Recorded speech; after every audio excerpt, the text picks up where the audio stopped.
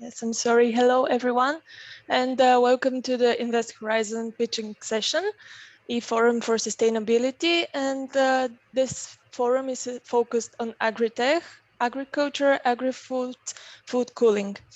My name is Daniela Karajova, and me and my colleague Valeria will be moderating the session today. So a little bit about the program. The InvestHorizon Accelerator is this 3-year project and is financed by and promoted by the European Commission in association with Eureka. And we from TechTour are the lead partner, and together with the partners you can see on the screen, we are offering a free service to top 500 selected entrepreneurs from across Europe since 2019 till December 2021. The pitching companies you see today were selected among the InvestHorizon accelerated companies from cohort 6 and 7. Before we start with the pitching, I would like to go first over the housekeeping rules. First, I would want to let you know that this meeting is being recorded. So if any of you have an issue with that, you can indicate it in the chat, and we will pause the recording while you pitch. Second of all, I would ask you to rename yourself with your name, surname, and the company, so we'll know who is in the session, and it would be easier for all of us. Also, I would like to ask you to have your camera on if it's possible. That way we can shorten the distance and make it more pleasant. I would kindly ask you to have your microphone turned off the whole time, except when you are invited to speak. And of course, you can always use the chat for any of your questions, either to the team or to any of the presenting companies or the other participants. I will shortly go over the program. First, after we finish this opening, we will invite all of the investors to introduce themselves for around 30 seconds, just who they are, where they come from, what are they looking for. And then we will proceed with the pitching sessions. With the pitching session, as you know, we have 6 pitching companies today, each of which will have 5 minutes to pitch and 4 minutes for question and answer. During the presentation, you will find in the chat an evaluation form that my colleague will post, and we would kindly ask you to give your feedback to the companies. It would be anonymous, and we will share it after the session with the presenting company, so they know how they participated, what to do better, and etc. And after the pitching, we'll end the forum. We will see the link to a survey for your satisfaction with the whole program. So if there are no questions, I would like to proceed to invite our expert juries today to present themselves for like 30 seconds. So I would want to start with William from WBX Ventures. William, the floor is yours. Hi, Danielle, thank you. Willem Bulthuis. I'm the CEO of WBX Ventures, but also of Corporate Ventures Advisory. I'm not a direct investor, but I support B2B startups and scale-ups from all over the world to find lead customers and also to find investors. And my background is in the high-tech industry for 30 years. Thank you, William. I would like to invite Mario next. Mario?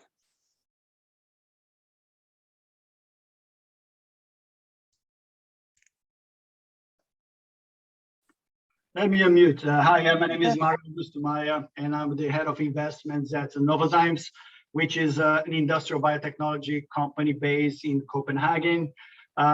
We are basically a kind of a corporate investment or corporate venturing arm for Novozymes. We look at all sorts of things that are related to fermentation and biosolutions. So the AgTech space, in particular, and AgriTech space in particular, is very important and relevant to us. And very excited to be here today. Thank you, Mario. Very excited to have you as well. I would like to invite next Bruno for Cargill Inc. Hi, Bruno Meral Souza, Cargill. I'm a venture partner, venture architect, interested in ag tech, food tech, supply chain tech, fintech, insurance tech, and most especially in data, anything related to data startups and data, deep data. Okay, thanks for inviting me. Thank you, Bruno. Next, could Hans present himself shortly? Yes, good afternoon to you again. My name is Hans Meyer. I am the owner and the director of Kofimoor Holdings.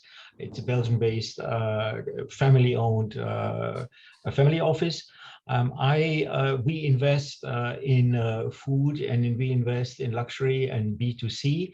And in a former life, I have been the managing director of a small food and beverage company in France. So that's an area which I know very well, Agri-foods. I have even been presented my company at a tech forum in Aarhus, probably 6 or 7 years ago. With partners in Zurich, we invest in A and B rounds in other companies across Europe, which are also based in the area of B2C. Thank you so much, Hans. Next, I would like to invite Manuela to present herself shortly. Good afternoon, everybody. I'm speaking from Turin. Our company is here in Italy and in Brussels. We are not direct investors, but we help companies to get European fund, private and public. And now we are working on project in the sector of clean tech, automotive and agriculture. And we are very interested in agri-food and packaging. Thank you. Thank you, Manuela.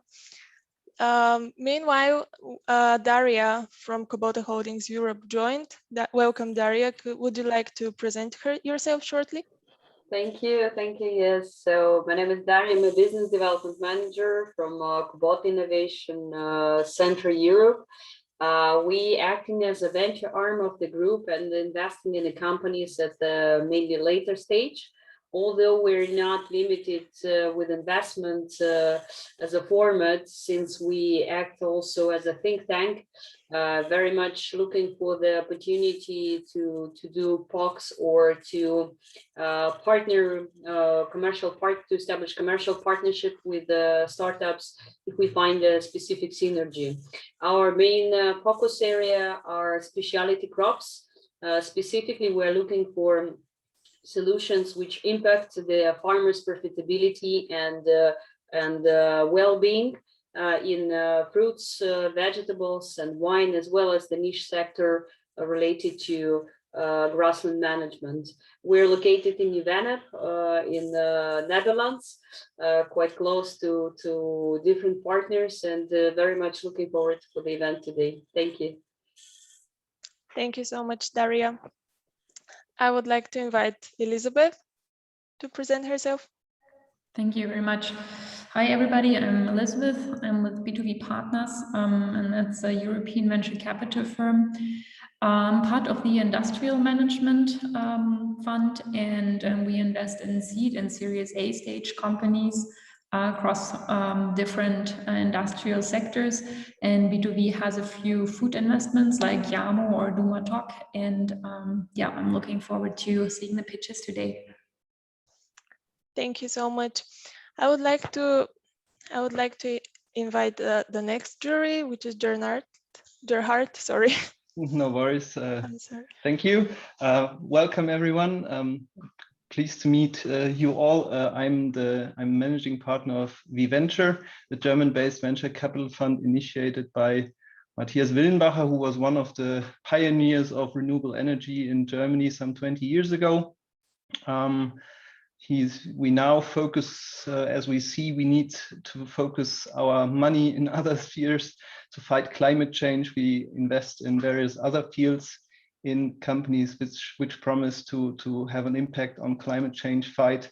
And this is, of course, also agriculture and food. And that's why I'm here on the board. And I'm very much looking forward to the presentations today.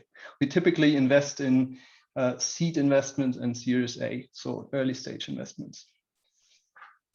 Thank you so much. Then, Audra, could you present yourself, please? Yes, good afternoon, Daniela and everyone.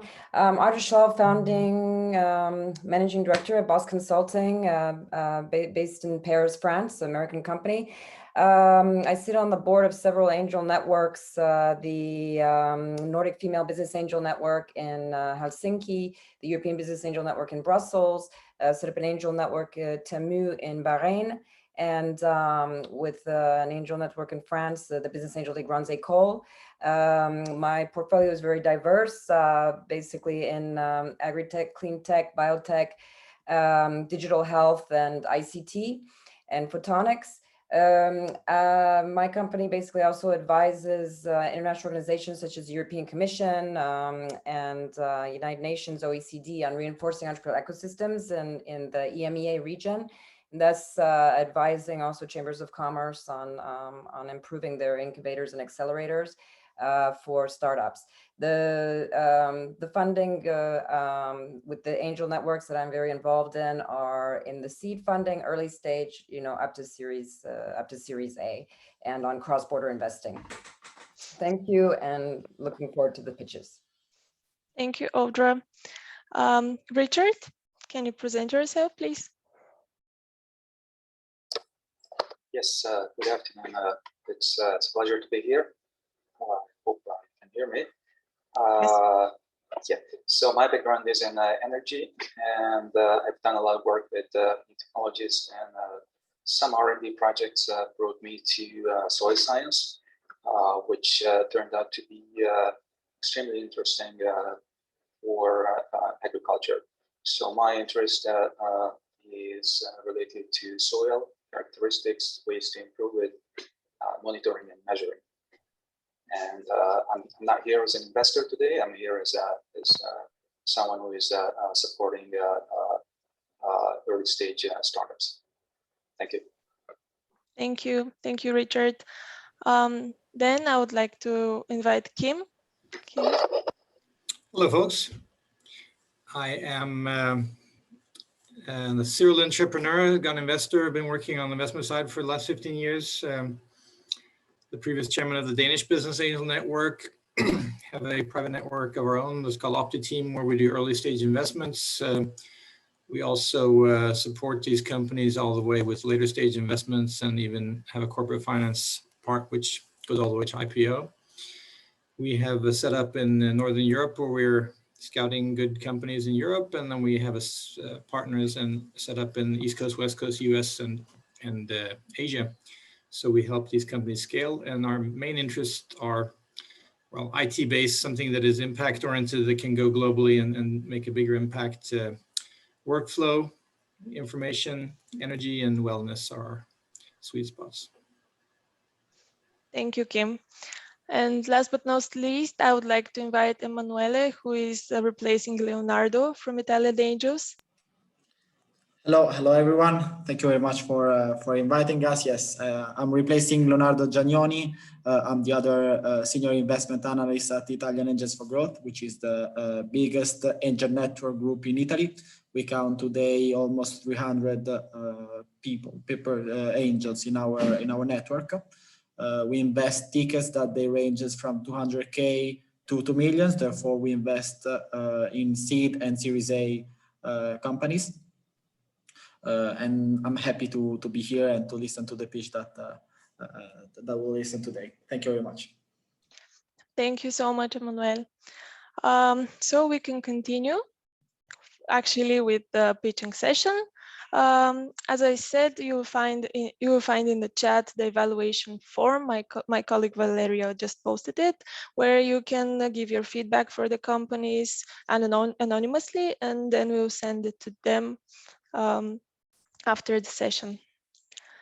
So I would like to actually invite the first presenter today, Filips. Filips, I will stop sharing my screen so you can share the presentation now. You have 5 minutes for pitching and then 4 minutes for question and answers. Thank you very much. I cannot share at this point. Yes, now you should be able. I should be able to. Okay, thank you very much. Did you know that artificial blue dyes to color our sweets and ice cream has caused cancer according to the FDA? My name is Filips Jager. I'm CEO of HM Algae, and we can produce algae to provide you with safe, sweet. Volgens het weerbericht is de regenopkomst tussen I'm sorry. zaterdag en... I've got a Siri in. We can produce algae to provide a safe and natural blue pigment legalized in both food and beverages in the US and in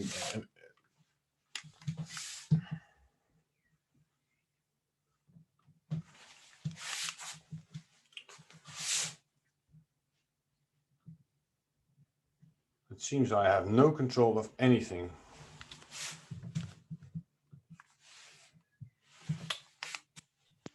Sorry.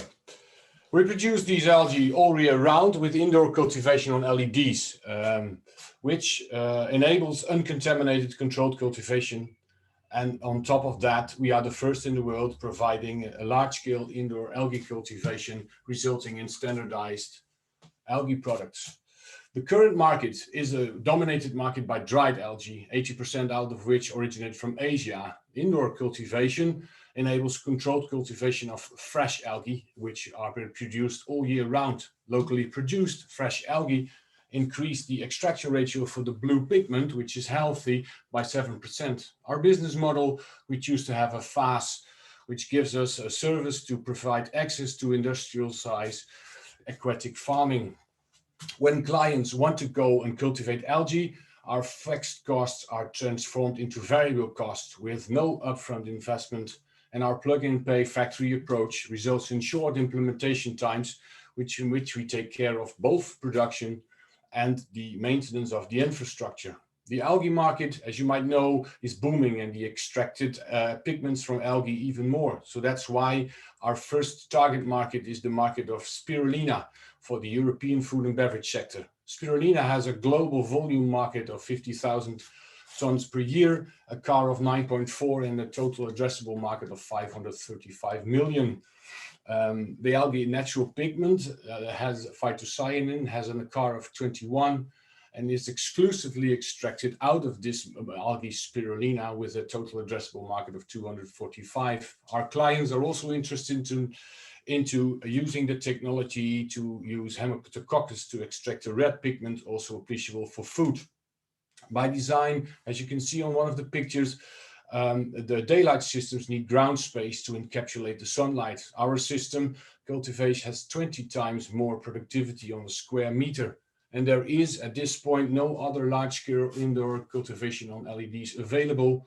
And our technology is protected with 2 patent families. We extend the cultivation of a day over to 24 hours, and that we do it with a unique light spectrum.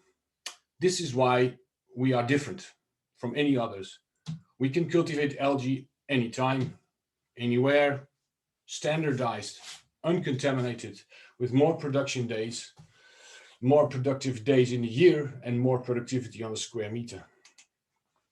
To launch our first indoor cultivation facility, we need 2.7 million in tranches. The expected ROI is 6 to 10 times the investment in 5 years, and we prefer investors to bring in a C network in the food industry, preferably in pigments and protein. We use this investment to build our network, and here on the right you see one of our prints of the LED supplied with our logo. This is the core team. Together with Jarno on the right, I can't see it because it's flamed. I invented a nano pulsing technology to manipulate artificial photosynthesis in aquatic organisms. Where I did the catalytic chemistry, Jarno invented a driver which no one said be able to build. On the left, you see my colleague Henk-Jan Hulshoff, which he is the banker, and he made a business model. Together, we made this happen at the Ver.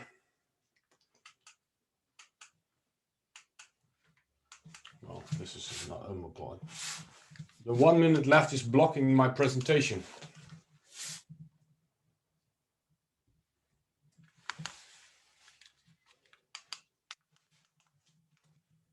Daniela, I don't know what's happening, but at this point I can no longer do anything.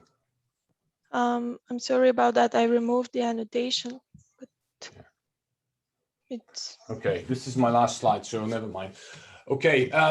With this financial forecast, every expansion of the capacity accelerates turnover and profit. From the start, we try to use a large part of the net cash flow to contribute financing our growth. And our timeline of the roadmap is to do the completion of the reactor test this year, round up the investments, start to build up a factory in the Netherlands for the first quarter of that year. And within half a year, we want to start cultivation. At the end of that year, we want to do a build of additional reactors. And in the first quarter of 2024, we hope to build a second factory somewhere in Europe. Main question is, who wants to help us grow indoor algae made in Europe? And my apologies for the lousy start of this presentation. Thank you so much, Filips. So expert juries, you can ask your questions now in the chat. I could see that we already have a question from Mario. Mario, the floor is yours to give your question. Thanks, Daniela. Thanks, Filips, for the presentation. Could you elaborate a little bit on what's the expected reduction in cultivation costs from using your system? And also, if you could enlighten us on your proposed monetization strategy here. Are you planning to basically manufacture and sell the reactors? Is this how you're looking to monetize? Thank you. Well, okay, this is two questions, but to answer your second question, first, we want to provide our customers with cultivation capacity. So basically, we build and we facilitate the reactors, and they can use our capacity to make their own algae. And that's one of our ways to monetize, because then at that point we have the assets all the time, and we only provide capacity. Any other questions? Thank you for a question and the answer, Filips. William, I'm sorry I didn't see that your question was first, but the floor is yours now to give your question. No problem. Can you say a little bit more about your sustainable competitive advantage, especially regarding patents? So how to protect your technology advantage? Well, we've protected our technology with 2 patents. One of the patents is to do with lights, with LEDs. So we have a very efficient light using less electricity. And with regard to sustainability, because we produce here, we have less footprint. You do not have to produce it in Asia. You can have a fresh, you don't need to dry it. Drying costs a lot of CO2, costs a lot of energy. So all those aspects accumulated effectively gives us a head start. Okay. Thank you. Elizabeth, your question? Yeah, thank you. I wanted to ask about the customer's ROI, but it's very similar maybe to the expected reduction of cultivation costs, but I didn't get the answer though. Could you express it one more time? Well, the reduction cost basically now cost build-up of the OPEX in the industry is basically a lot of personnel, a lot of space and energy, and a space needed to encapsulate sunlight. So basically, we build it in a very small, tight factory with very deep ponds. We submerge the LEDs, and everything is automated. So we skip in the OPEX.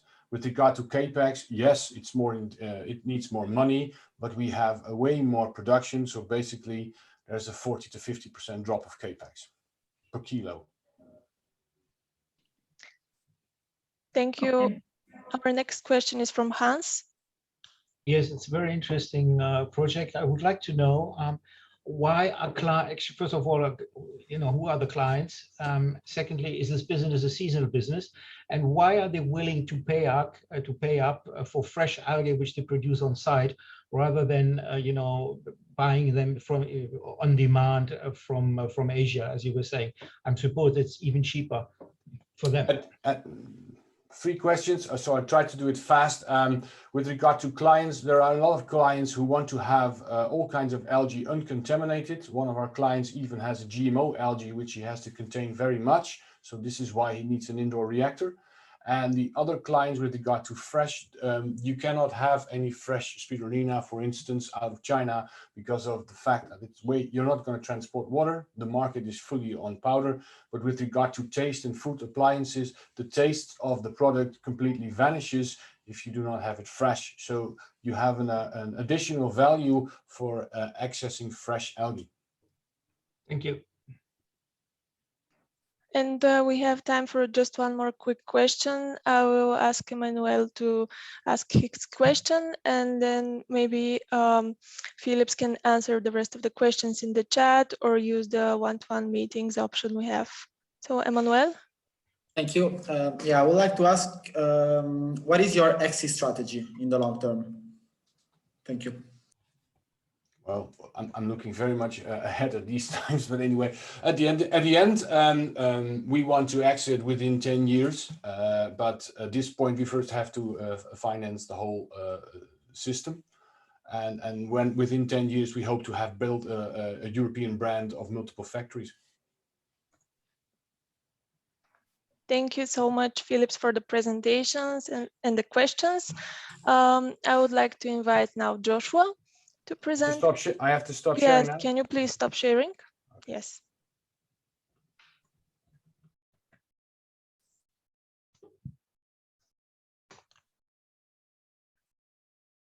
Thank you, Joshua.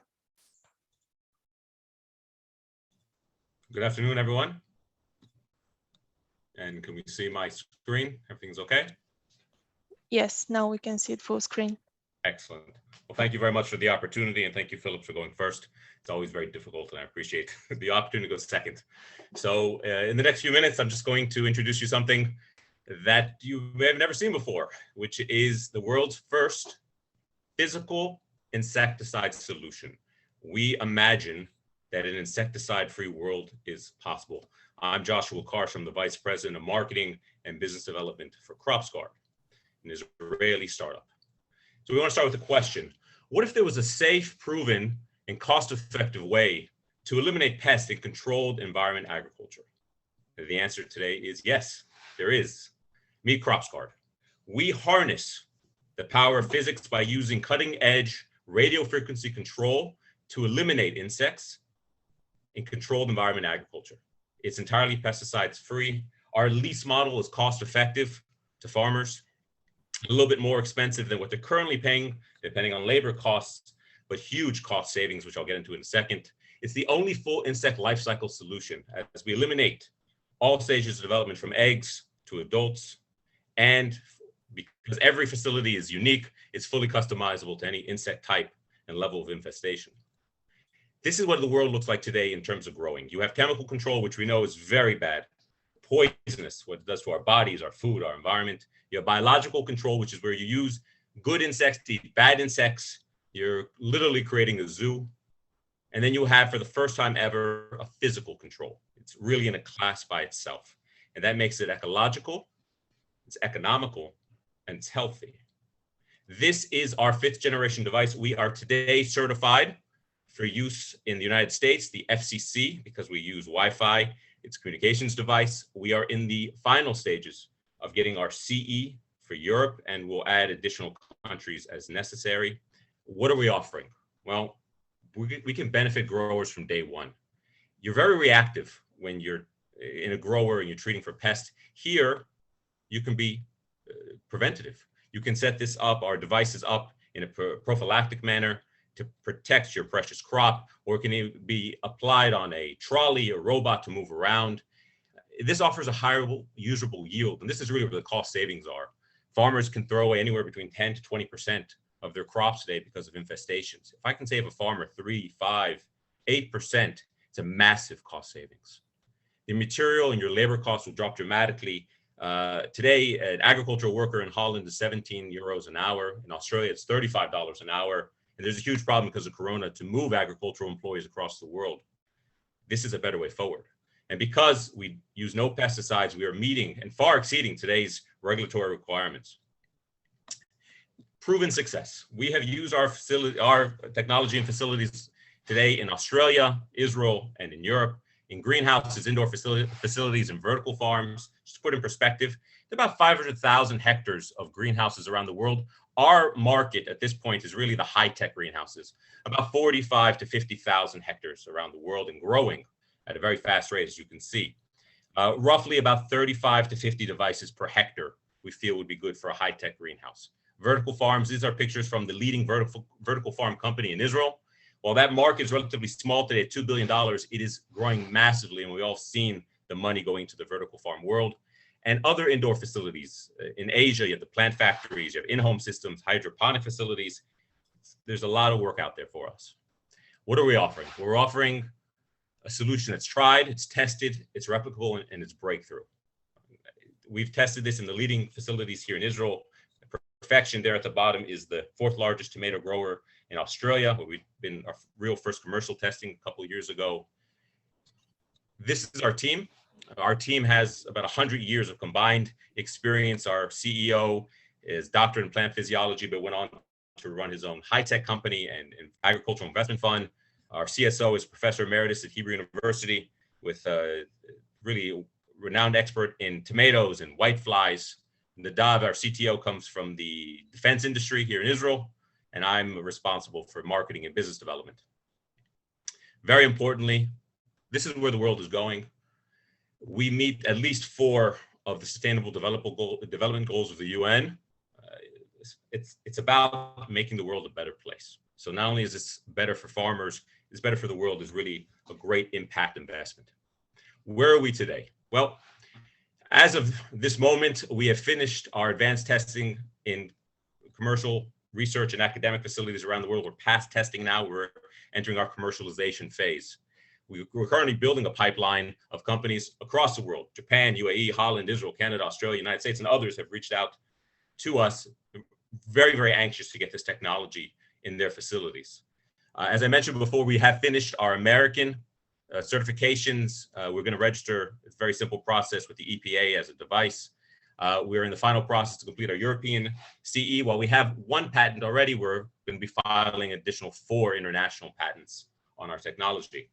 We are wrapping up our Series A. We did a very small one, which this money was going to be used to our sales and marketing efforts. And our goal is to create 20 reference sites in strategic markets around the world.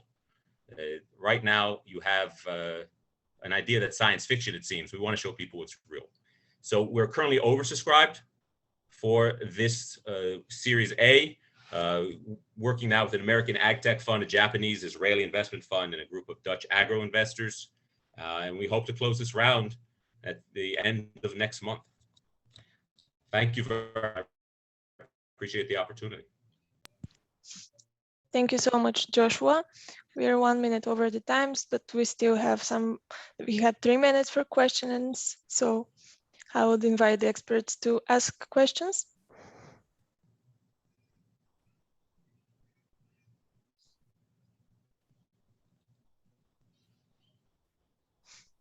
Okay, if we don't have, okay, we have a question from Leandro.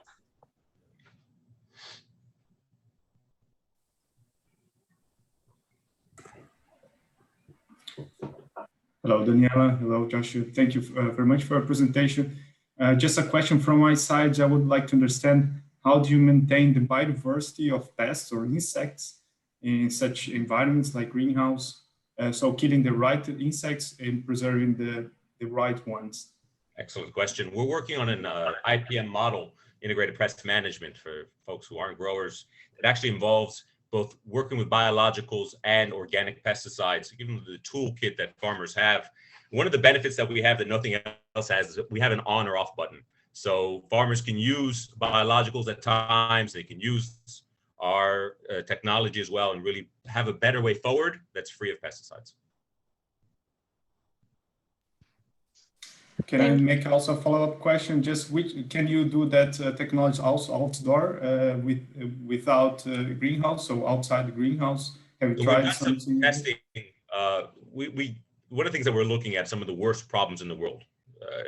For example, in Florida, they have a bug that's killing their citrus industry. It's a $9 billion a year industry that's dying. Thankfully, we don't have that problem yet here in Israel, but we've tested on a similar bug and we're very effective against it. We see open field usages. Don't fully understand the economics of it yet, but the technology, because it's based on physics, will work. That's something a little bit down the line. Thanks. That's all from my side. Thank you, Leandro. Thank you, Joshua. Next question is from Mario. Hi, Joshua. Thanks for the presentation. Super interesting.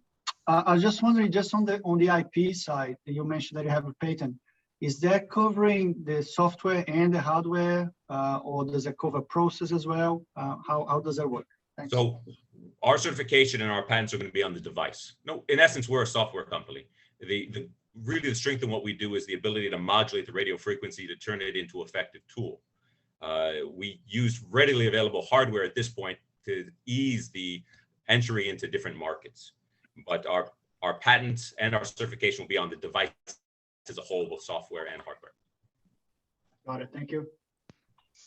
Thank you. And the last question from Audra.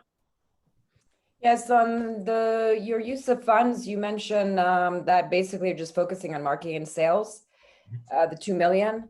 So I'm curious about if for your next additional round after this 2 million, what are you going to be focusing on that funding? So in addition to the sales and marketing, we're going to use the funds to create these reference sites around the world so farmers can come see it for themselves. Additional rounds, we have dreams of taking this a little bit further, additional R&D. You can have an iPad, press a button and only kill this bug or only this level. So there's additional R&D that we can see this. We actually started talks with some European robotics companies to fully integrate this into autonomous robots that can travel up and down these facilities. So that's where we see it headed in the next stages for our next round. Okay, thanks. Thank you, Joshua. Thank you for the questions, experts. I would like to invite now Luis. Okay, hello everybody. Let me share my screen.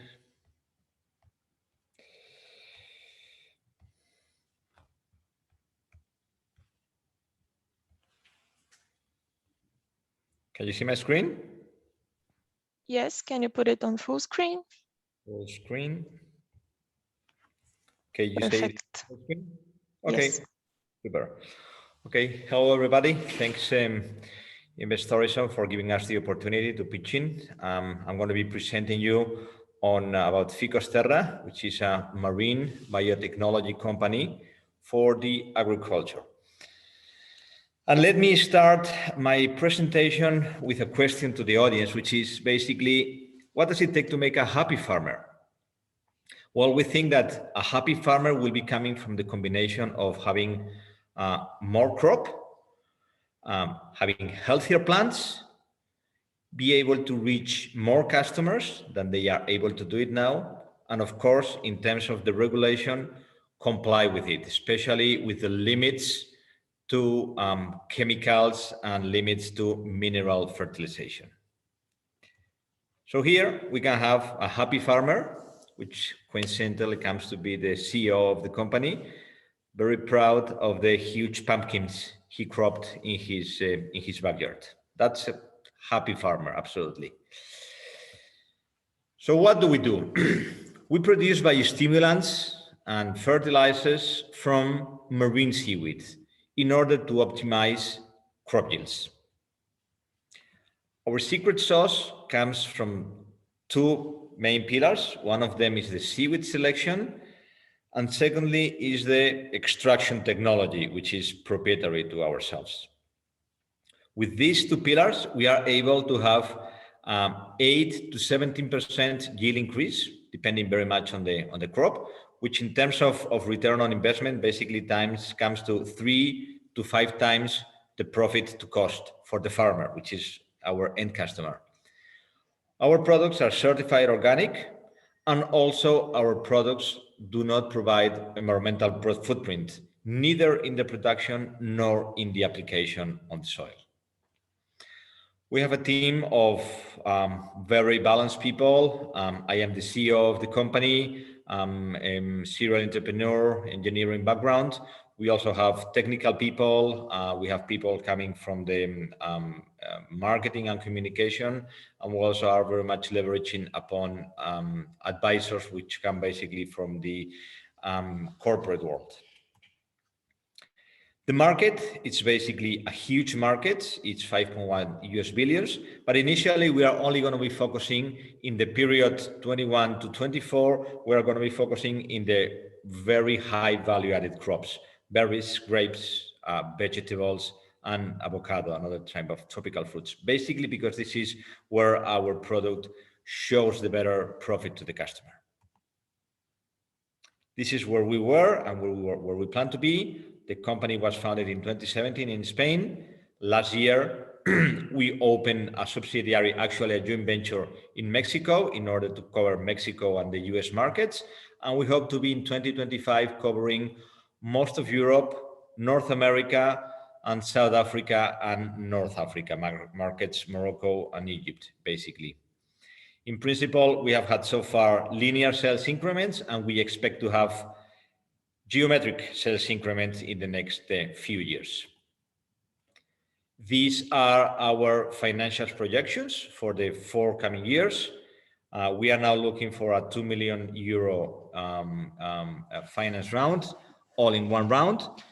In principle, these funds are going to be used basically 38% on market development and marketing, 26% in order to educate the production facility, and 36% in tests in new market, which are mandatory. When you go to a market, you need to be there and to have local tests, no matter what's your portfolio and what's your record in other markets.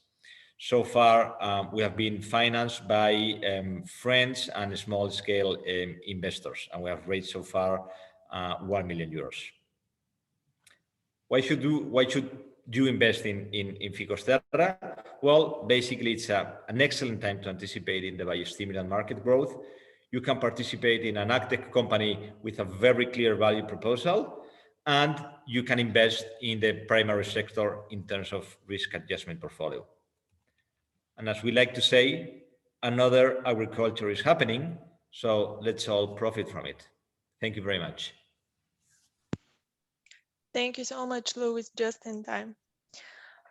So the floor is open to the experts for any questions.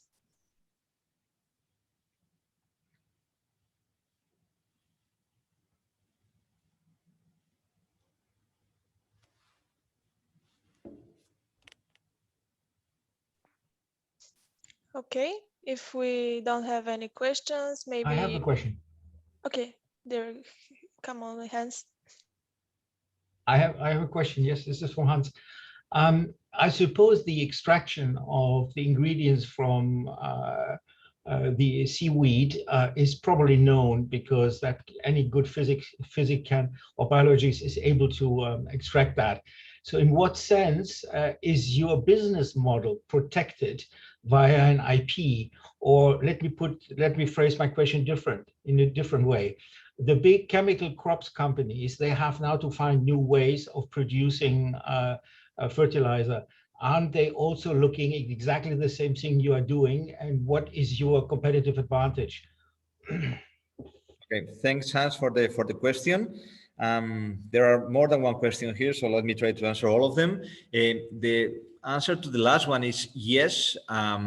Big chemical companies within the fertilizer business are interested in the ingredients, in the active principles that we are using. Actually, we are already selling to some of them the active principle.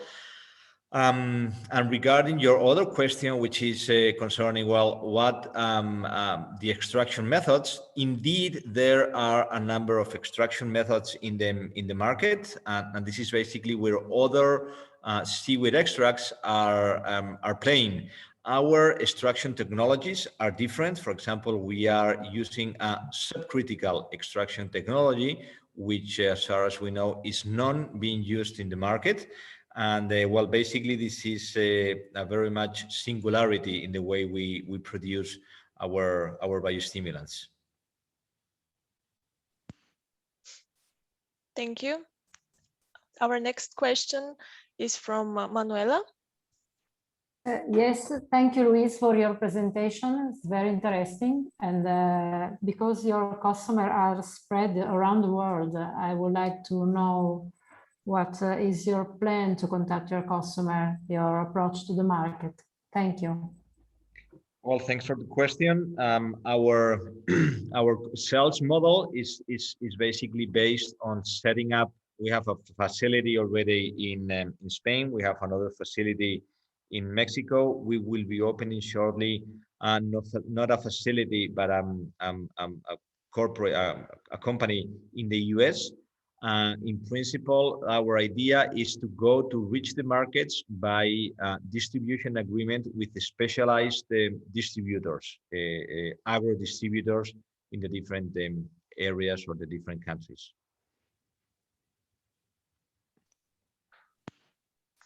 Thank you, Manuela, for the question. And Luis, next question from Gerhard. Yes, thank you. I just wanted to better understand how your supply works. Where do you get your seaweed from, and what impact would this have? Okay. Well, our seaweed is basically coming from two different sources. Either we buy it to local fishermen. We work with very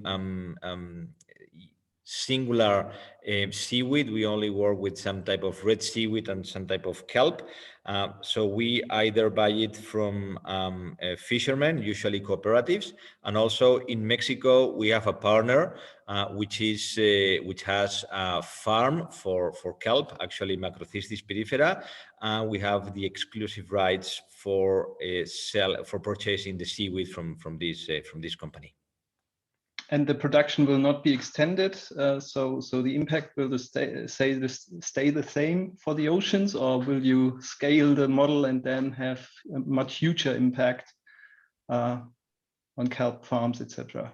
Well, in principle, with the kelp farm that we are building, or our partner is building in Mexico, we will be having quite a substantial amount of biomass.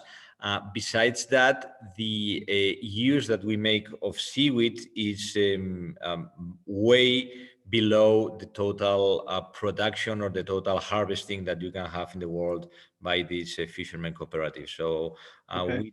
we don't have the supply risk as an issue on our business model. Okay, thanks.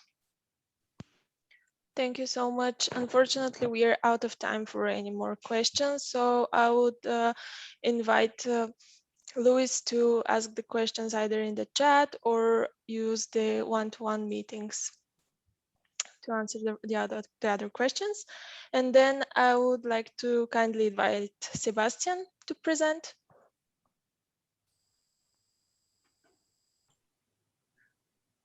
And now I would like to invite our next presenter, Thorsteinn.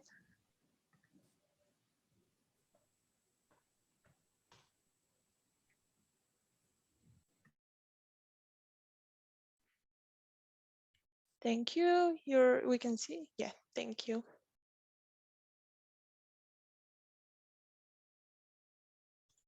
I think you're on mute, Thorsteinn, sorry. Can you hear me now? Yes. Thank you. My name is Thorsteinn Viglundsson. I'm the founder and CEO of Thor Ice Chilling Solutions. We are a company, sorry about that. The poultry processing industry has major problems today, and due to various reasons, climate warming, growing demand for fresh poultry instead of frozen poultry, and 70% of poultry produced in Europe has Campylobacter. There's a need, both physics has a lot to do with it. You can't, with air chilling, get the correct temperatures as the situation is today. And you have more stringent rules coming from the European Union regarding the temperatures and both the temperatures and the Campylobacter. We've done tests in various chilling chambers in Europe,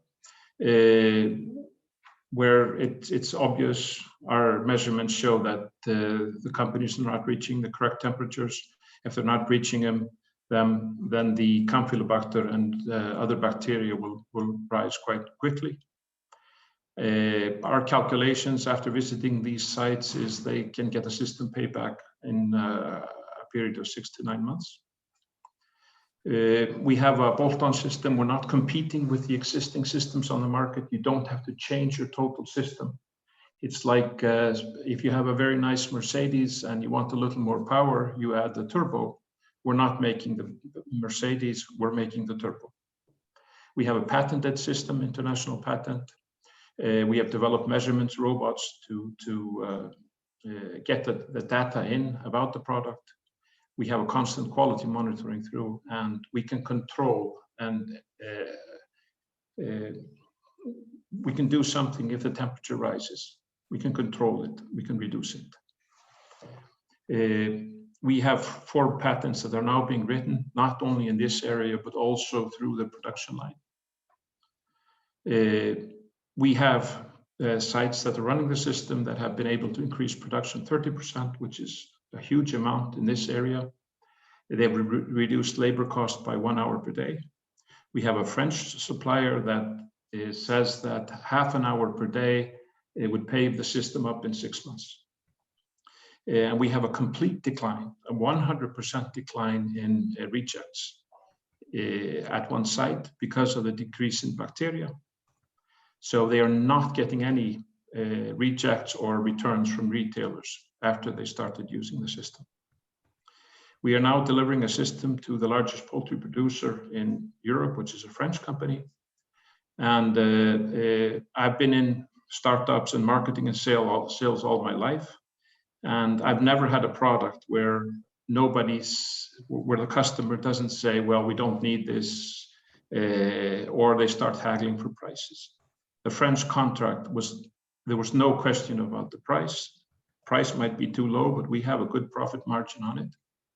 And we will hike the prices when we have reached the place where we can afford doing that towards the customer. There's a huge difference in temperature in large birds. And what we do is we also attack the larger birds and leave the smaller ones alone in the chilling area. This saves 20% of the energy. We use 10% of the water that is needed for water chilling, as in the US and in South America. And we are a very cost-effective way of doing this. We have major competitors, that is to say Marel and Maine, which have about 90% of the market. We are working with both of these companies, and we exchange data with Maine today. We have a very good and dedicated team, both in production, science, sales, and marketing. We have a model where in the future we will be able to lease the chilling effect, which is a constant revenue model.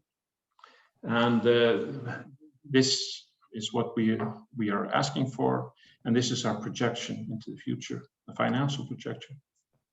And we have just hired the former VP of sales of Marel as a consultant, and his opinion is we are very conservative in this area.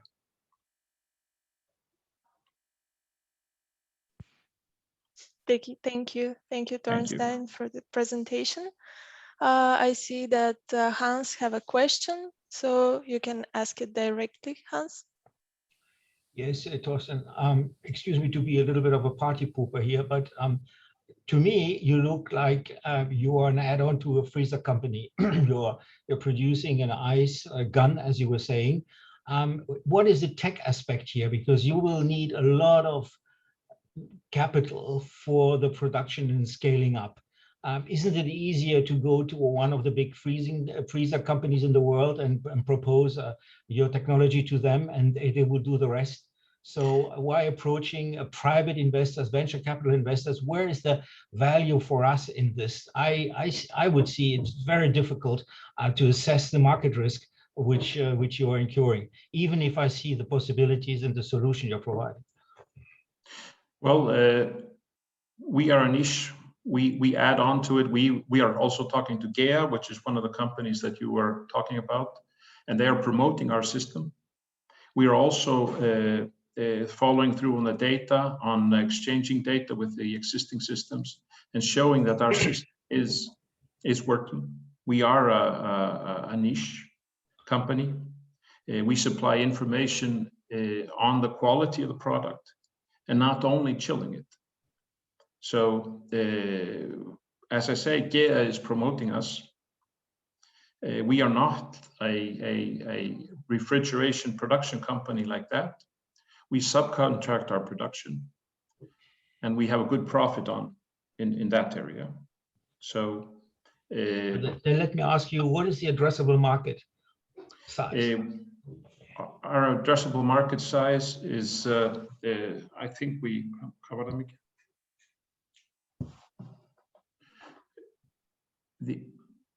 The addressable markets, just we have over 1 billion euros when we were looking at it. We have 1,000 factories in Europe that are potential customers, and Europe is about 15% of the total poultry market in the world. So our addressable market in Europe is what we've been looking at. And we also foresee changes in the US and in South America, where the biggest poultry production is.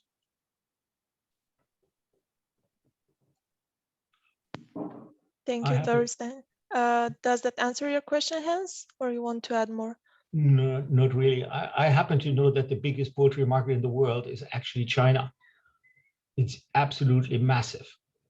And perhaps you should also look at that market there. Well, in my experience through through my work has been that first we address the market in which matters the most and gives the highest profitability, as in Europe. There's a big difference in pricing in Europe and in China.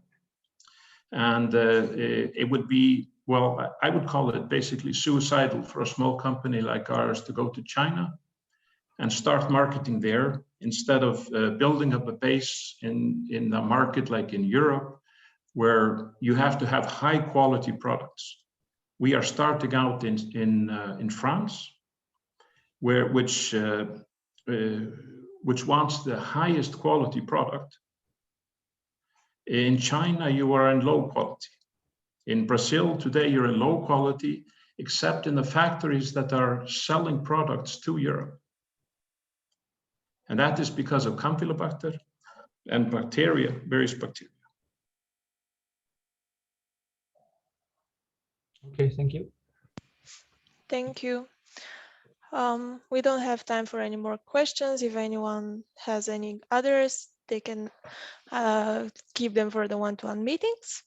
I would like to ask you to stop sharing the screen, Thorsteinn, and we can proceed to the last presenter for today's session, Hubertus.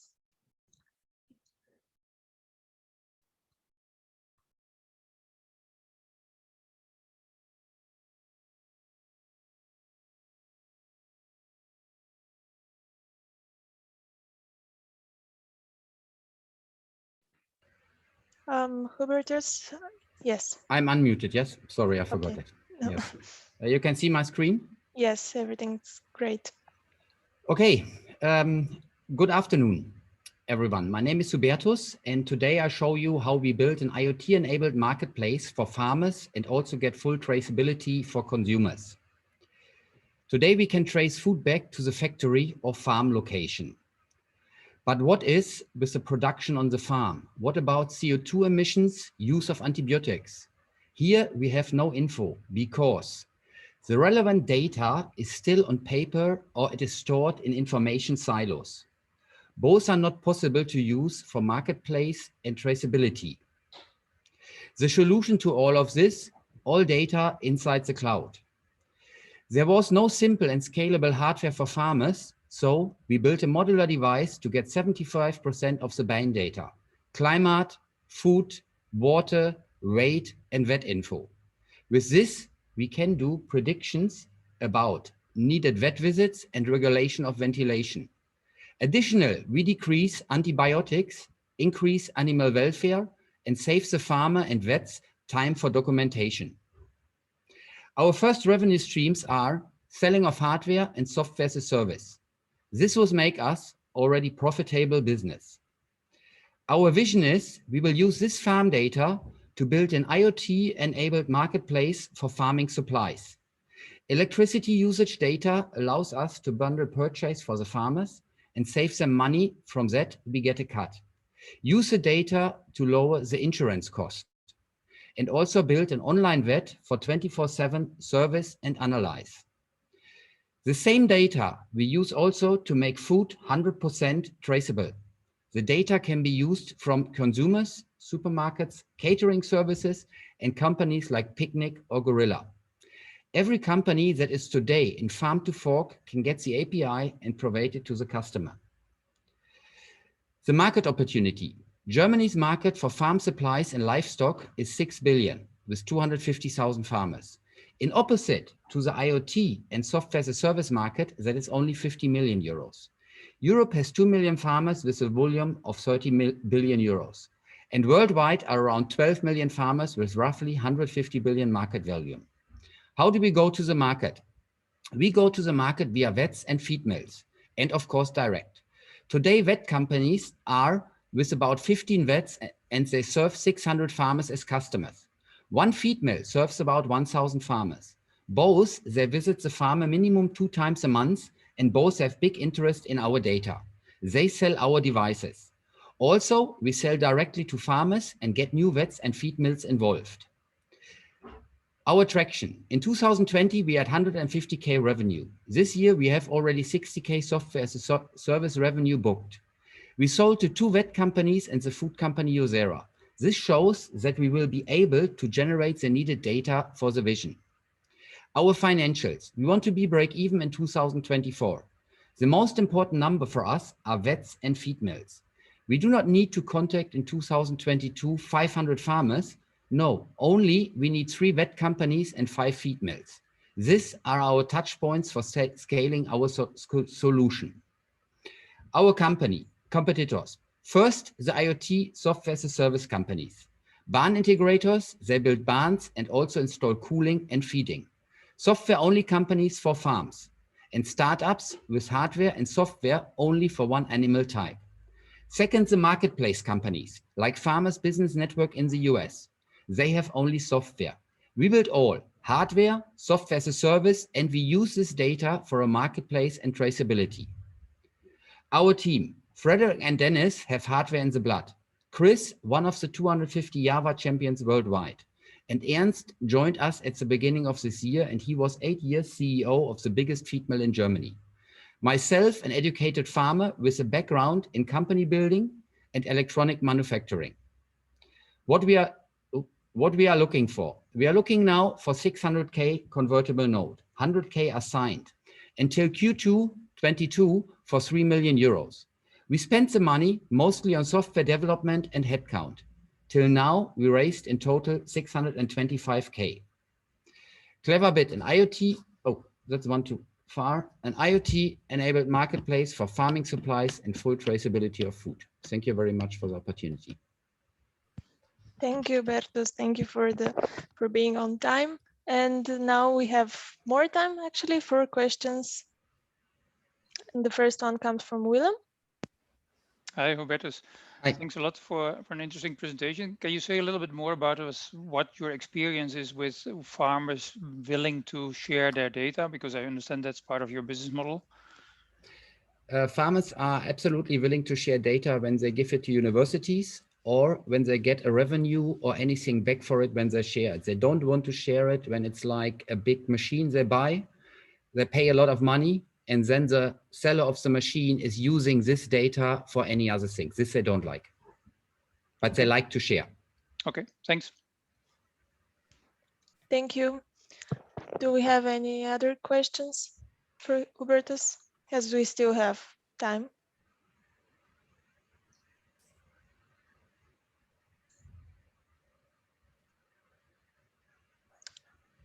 Okay, if you come up with any questions, you can ask them Well, I can have a quick one there then, if there is time for one. I just wanted to know, you said about the data there that the farmers will.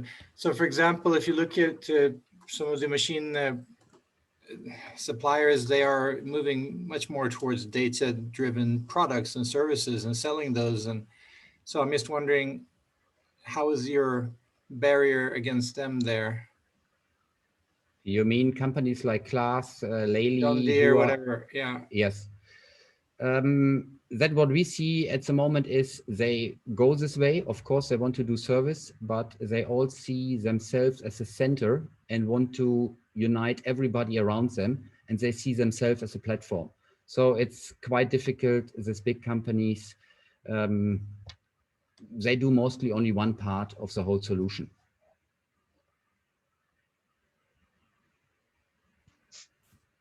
Thank you, Kim. Does that answer your question? Yep, that's good. Thanks.